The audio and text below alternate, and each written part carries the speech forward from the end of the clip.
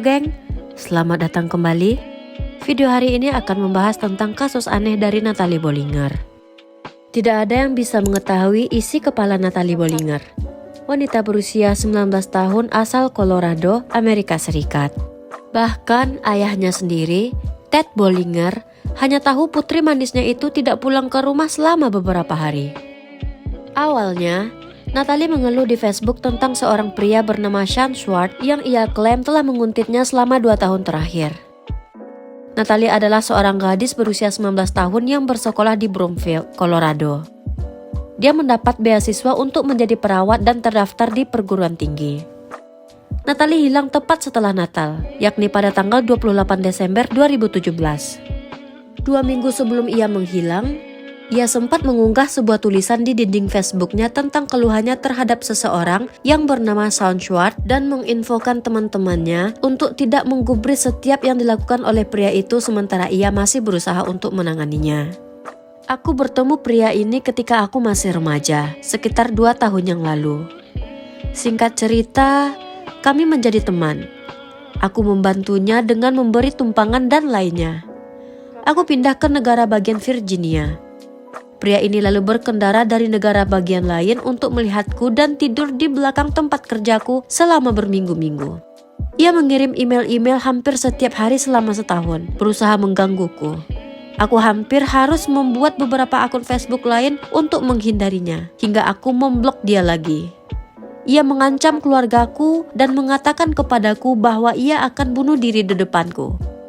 Ia juga mengirim pesan ancaman ke teman-teman dan keluargaku, ucap Natalie di unggahan Facebooknya. Schwartz sudah menguntit Natalie selama 2 tahun. Pria berusia pertengahan 30-an atau 40 tahun tersebut terpikat oleh kemurahan hati Natalie. Schwartz merupakan seorang tunawisma dan Natalie adalah penyelamatnya. Gadis itu memberinya tumpangan ke tempat yang ia tuju dan mau berteman dengannya hingga pada akhirnya Schwartz menjadi terobsesi. Ketika Natalie pindah ke Virginia, Schwartz mengikutinya. Pria itu bahkan tidur di belakang gedung tempat Natalie bekerja. Tak lupa, ia juga mengirim Natalie pesan teks, email, dan panggilan telepon yang begitu banyak hingga membuat gadis itu tidak nyaman. Keluarganya pun sempat diancam oleh Schwartz hingga Natalie kemudian mengajukan perintah penahanan yang diberikan pada awal Desember tepat sebelum ia menghilang.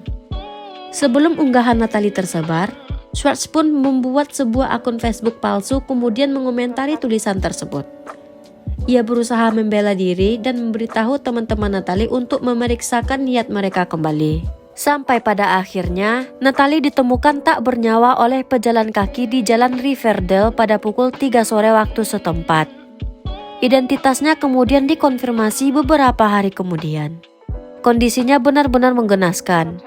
Tengkorak kepala bagian belakang pecah. Di sebelah mayatnya, ada selongsong peluru berkaliber 9 mm yang mana disimpulkan bahwa Natalie telah ditembak di kepala. Menurut laporan pemeriksaan, Natalie juga memiliki dosis heroin yang sangat tinggi di dalam darahnya. Polisi langsung menaruh curiga pada Shawn Schwartz, tetapi ia tidak pernah ditangkap atas kasus ini. Shawn terus bersikeras bahwa ia sama sekali tak membunuh Natalie. Bahkan ia memiliki alibi pada akhir Desember 2017, hari di mana Natalie terbunuh. Ia bahkan berada di negara bagian lain, puluhan kilometer jauhnya. Tapi itu tetap tak menutup kemungkinan bahwa ia menyewa seorang pembunuh bayaran untuk menghabisi Natalie. Namun mau tak mau, polisi harus mencari tersangka lain, sebab Shawn jelas tak mungkin mampu menarik pelatuk senjata yang menghabisi nyawa Natalie. Tidak jika ia punya alibi sekuat itu. Pelakunya jelas orang lain. Shawn mulai memposting tulisannya mengarah pada menghilangkan nyawa sendiri di Facebook, yang menyebabkan polisi turun tangan dan mencarinya. Shawn pada akhirnya ditemukan di gereja Episkopal St. John di Pine Street.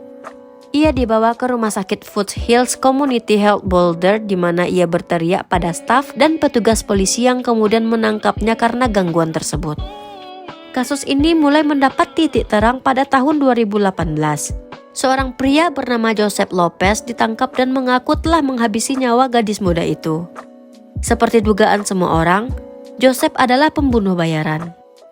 Joseph, menurut penuturannya, awalnya membaca sebuah iklan di Craigslist yang isinya mencari seorang pembunuh bayaran. Yang mengejutkan, seseorang yang menulis iklan tersebut tak lain dan tak bukan adalah Natalie. Menurutnya, iklan tersebut berjudul, "Saya ingin memukul diri saya." Ternyata, Natalie sedang berusaha untuk mencari seseorang untuk mengakhiri hidupnya sendiri karena ia tidak berani. Dalam cerita pertama yang diberikan oleh Joseph kepada polisi, terlihat di sana bahwa Joseph mengirim pesan kepada Natalie karena penasaran setelah melihat iklan di Craigslist. Setelah bertukar pesan sejenak, Joseph kemudian menjemput Natalie di Broomfield dan pasangan itu kemudian pergi ke lapangan pramuka di mana di tempat itulah pembunuhan direncanakan. Dari cerita pertama ini, Joseph mengaku kalau Natalie memiliki masalah dengan pacarnya dan sudah menjadi parah. Selanjutnya, mereka berdua berdiskusi tentang suatu lokasi namun tidak bisa menemui titik terang. Akhirnya, Joseph mengantarkan gadis itu pulang. Namun, dengan tidak mengabaikan fakta bahwa GPS mobil Joseph menunjukkan ia berada di lokasi kejadian, membuat pemuda itu kemudian memberikan pernyataan selanjutnya. Cerita kedua yang dibeberkan oleh Joseph agak berbeda dengan yang pertama. Di cerita kedua, ia memberitahu kepada polisi bahwa memang mereka berdua telah pergi ke lokasi tersebut. Sesaat setelah mereka tiba di sana, tepatnya di suatu tempat yang berada di dekat peternakan sapi perah, Natalie tanpa diduga menembak kepalanya sendiri dengan pistol 9 mm yang ia bawa. Joseph kemudian meninggalkan gadis yang sudah tidak bernyawa itu dan tidak melaporkan hal ini kepada polisi. Polisi kemudian mengungkapkan, tidak mungkin Natalie menembak dirinya sendiri jika melihat arah peluru yang menembus tengkoraknya. Gadis itu tidak akan bisa menarik pelatuk pistol. Mendengar hal ini, Joseph kemudian mengubah ceritanya sekali lagi. Di cerita ketiga, Joseph bahkan mengaku membujuk Natalie untuk membatalkan niatnya, namun percuma. Tekad Natalie untuk mengakhiri hidupnya sendiri sudah teramat kuat. Bahkan, Joseph mengaku kasihan pada gadis itu dan berdoa bersamanya. Sebelum akhirnya pria itu menuruti permintaan Natalie untuk menembaknya di kepala dengan tubuh yang gemetar dan tanpa melihat kesasaran. Cerita ketiga lebih masuk akal jika melihat bukti yang ditemukan. Karena Joseph sendiri diminta untuk membunuh, bukan otak di balik pembunuhan itu sendiri, maka ia pun tak menerima hukuman mati ataupun hukuman seumur hidup seperti layaknya hukum di Amerika. Melainkan, ia hanya dijatuhi hukuman 48 tahun penjara dan akan segera dibebaskan saat ia berusia 71 tahun. Hal janggal yang ditemukan dalam kasus ini adalah mengapa ditemukan heroin dengan kadar yang tinggi di dalam darah gadis itu? Sampai sekarang belum ada yang bisa menjawabnya. Natalie seharusnya sudah lulus dari sekolah perawat sekarang. Namun sayangnya, gadis itu meninggal di usia yang sangat muda, meninggalkan kedua orang tua beserta saudara kembarnya Alicia. Apa alasan sebenarnya Natalie mengakhiri hidupnya? Belum jelas. Tapi kemungkinan ia sudah muak kehidupannya hancur karena terus-menerus di-stalking dan ingin membuat Sean menerima ganjarannya dengan menfitnahnya sebagai seorang pembunuh. Bagaimana tanggapan kalian tentang video ini? Oke geng, sampai di sini dulu video untuk hari ini. Jika kalian suka dengan video ini, jangan lupa tekan tombol like dan komen mengenai ide video ataupun saran-saran lainnya.